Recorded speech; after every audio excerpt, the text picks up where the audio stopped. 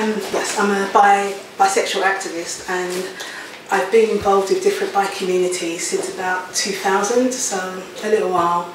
But actually, no, sorry, I've completely missed another decade. Having a senior moment there. I came out as bisexual in 1993, and I started getting involved in about 1995.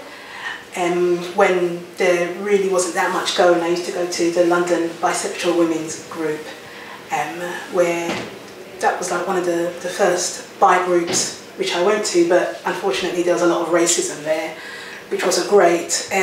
But being involved in bi groups, and just being out as a bisexual person, it gave me so much confidence to just be myself. And before all of this, I used to have a very quiet voice. I would never get up in front of anybody and start speaking, and you probably wouldn't have been able to hear me. But it's something that I really enjoy doing now. As Grant said beforehand, I'm a writer, both for fiction and non-fiction, and poetry as well. And I just want to start off by reading this very short piece I wrote about biphobia, the irrational fear and hatred of bisexual people. I'm unemployed right now, but when I did used to work, I used to try to get involved with staff LGBT networks. And even though they said LGBT, they usually were LGGGGGGT, maybe, if you're lucky, and that was it. So this piece is kind of based on my experience, some of my experiences, and some of it is just me eating cheese before bed. So some people face biphobia at work, some at their local churches, mosques or pubs. The irrational fear and hatred of bisexuality is not a concept for me. Biphobia is real.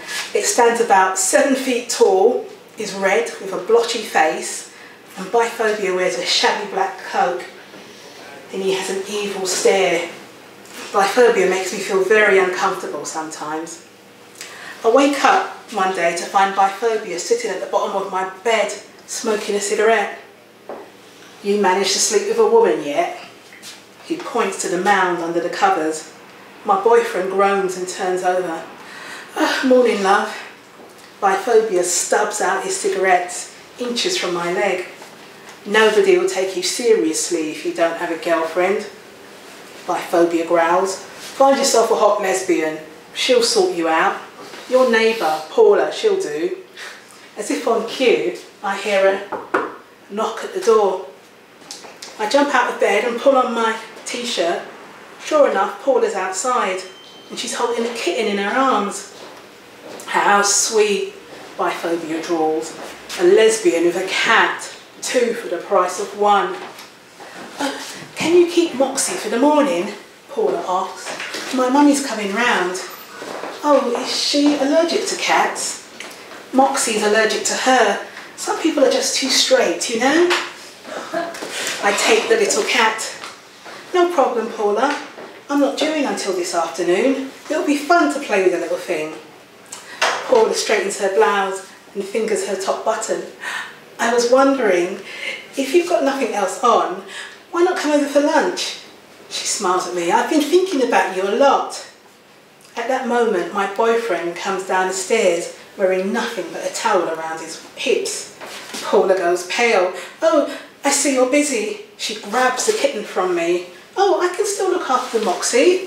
I don't want her exposed to heteronormative influences. She's a sensitive cat.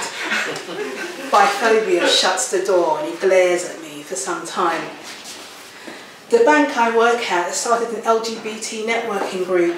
I don't quite believe it until I enter a room full of happy faces. Queer staff and all their partners from all over the southeast have travelled to our Brighton office to take part in a launch. Of course, biphobia turns up too. He sloshes down bottles of wine and he eats all the sausage rolls. A senior cashier from Littlehampton corners me by the windows. Oh, did you bring your girlfriend here? She asks me. I have a boyfriend, I respond before I can stop myself. He was busy. The cashier looks like I've slapped her. This group is vitally important for gays and lesbians. It's not for straights. I'm bisexual. I'm aware my voice is very low. I'm aware I don't want anyone else to hear me. Biphobia slips an arm around my shoulder. I feel totally intimidated. And the cashier looks embarrassed. She says nothing and quickly walks away. Arnold Rosbottom, the area manager, makes a speech. He is full of earnest words. Gays and lesbians are addressed in every single line. Transgender workers get a special mention towards the end. But he doesn't say bisexual once. I feel Biphobia's arm wrap around my chest. He squeezes me so I can barely breathe. You can end this right now, Biphobia says. Admit you're really a lesbian. Hell, admit you're really straight. You won't have to put up with any more of this crap. I feel terrified as another woman approaches me, even though she smiles. A group of us girls are going to the candy bar later. We can get away from all these horrid gay boys. Biphobia's hands slip up to my throat. Say yes, he whispers. Join them. My voice is a squeak when I open it. I'm bisexual. I don't hate men. Biphobia's grip on my throat slackens. I like people, period. The woman screws up her face. You need to make up your mind. Preach, sister, Biphobia calls out. He stands beside her, but he somehow looks a bit smaller. I have made up my mind, I say with new strength in my voice. I'm leaving. I'm going to Brighton both ways. What's that? Woman asks with a scowl. Some fetish club? It's a social for bisexual people and their allies. A man standing beside me turns around. A bisexual meet-up? Can I come? He tugs on another woman's sleeves. Betty, we're not the only ones. Betty's eyes light up. Oh, thank goodness, I felt invisible in this place. She loops her arms through mine and leads me to the door. Arnold Rosbottom catches me as we get to the exit. Leaving already? There's nothing here for bisexuals, I say. You ought to fix that. I spot Biphobia slide up behind Arnold. He's about to put his hands on his shoulder when Arnold nods at me. Of course, you're right. I should make everyone feel welcome. Biphobia falls over in a heap. Bloody half gays, he shouts. Switch hitters, purple wearing disease spreaders. I pay him no heed as I walk out of the room with my new friend. I leave Biphobia behind. And maybe he'll pop up again tomorrow. But something's changed in me now. Biphobia doesn't scare me anymore. Thank you.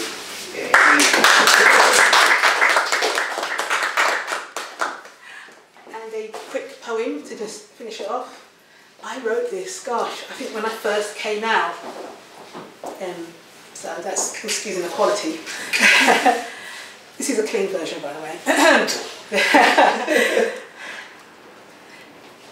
Just like sleeping with your false teeth in, being bisexual is not a sin. And sometimes I don't shout it out loud, though I still like to be out and proud. It's hard though, especially when some people insist that bisexuality just doesn't exist, that I'm trying to be trendy or playing it safe, inviting gays and straights to spit in my face or completely ignore whatever I say, go back in another closet and pretend that I'm gay. So I'm telling you all now, without being too intellectual, I'm Jack, black, happy, bisexual. Thank you.